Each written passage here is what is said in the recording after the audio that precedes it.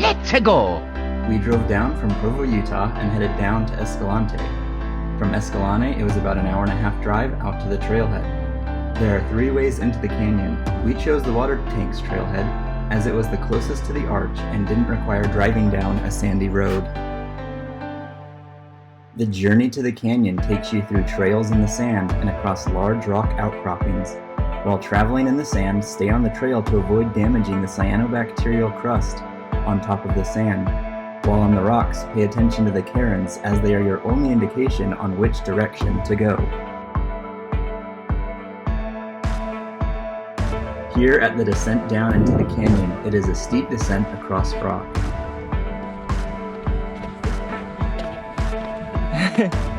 Oh, there we are. There was a hand line there for us to use as we descended and was quite helpful. Definitely would have been a lot easier descent without packs, but challenges make it fun. You can see the slope here is pretty significant. Once we got down, we decided to go exploring to the west and to see Jacob Hamblin Arch.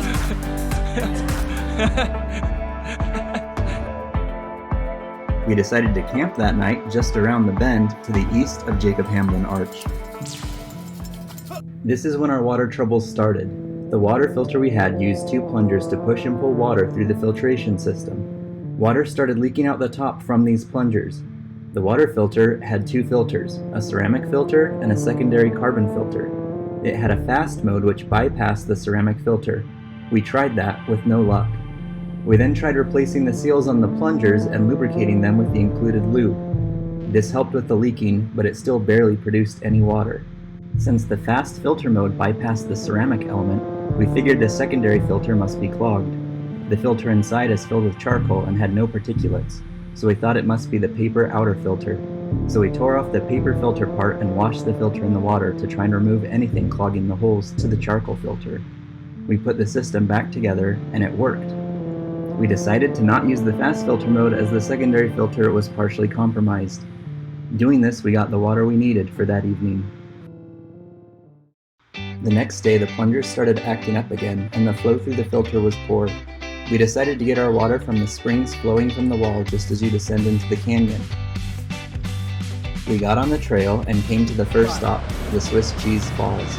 Lovely cheese, Gromit.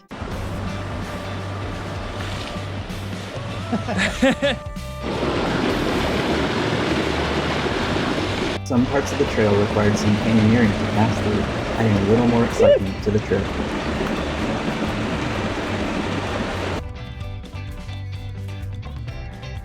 We continued on and came to Coyote Natural Bridge, a natural rock bridge that spans half the canyon. To the left of the bridge, tucked up on the canyon wall, is an ancient Fremont granary. There are still husks from the corn littering the ground.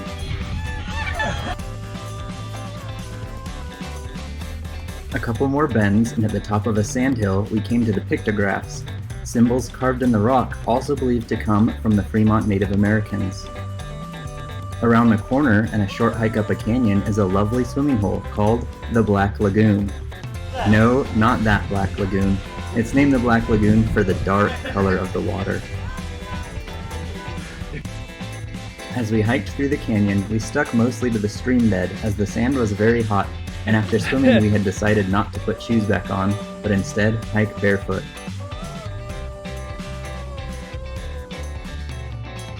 We then came to the milk jug, a small arch protruding from the canyon wall. The milk jug! My milkshake brings all the boys to the yard. They're better than yours.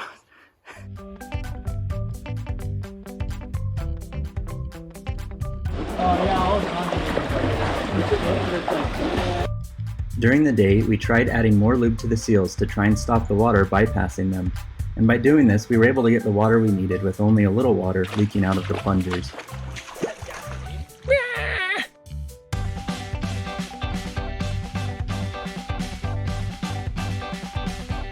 Here we arrived at the exit point to the canyon, which led to the crack in the wall. We were staying one more night, and so we continued on past this point and dropped our packs and headed to the convergence. This is where the Coyote Gulch stream meets the Escalante River. After joining, they continue down and empty into Lake Powell.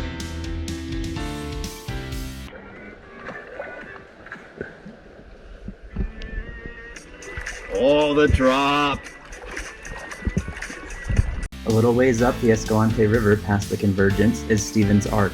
It is a beautiful arch carved high in a cliff wall. We then returned to our camping spot for the night. Knowing we needed water and having struggled with the filter that day, we decided we should try and boil some water. We boiled water for our food and then started boiling water to fill our drinking bladders. We were able to get quite a bit of water boiled, but then we ran out of gas for our hiking stoves. We went to bed, leaving the issue until the morning.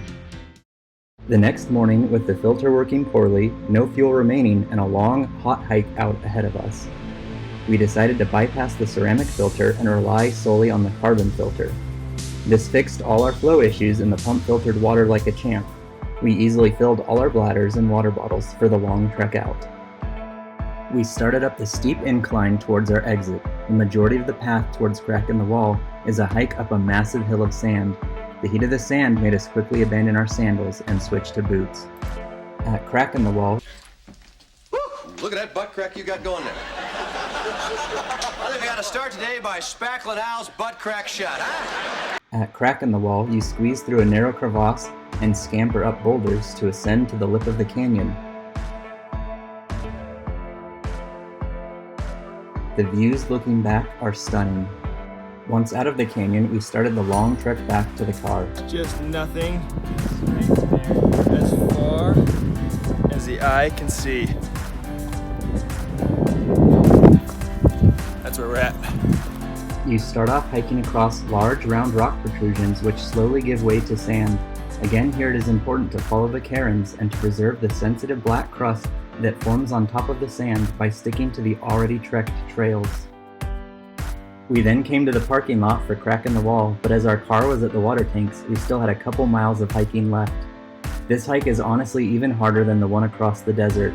It is along a roadway that is almost entirely made up of loose sand.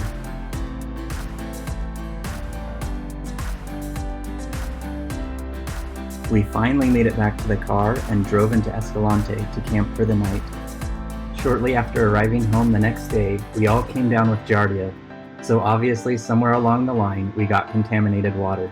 Luckily it didn't affect us until after we were out of the canyon. But I also have seen some guides stating that the water in the stream is drinkable. We can all testify to the fact that this is untrue.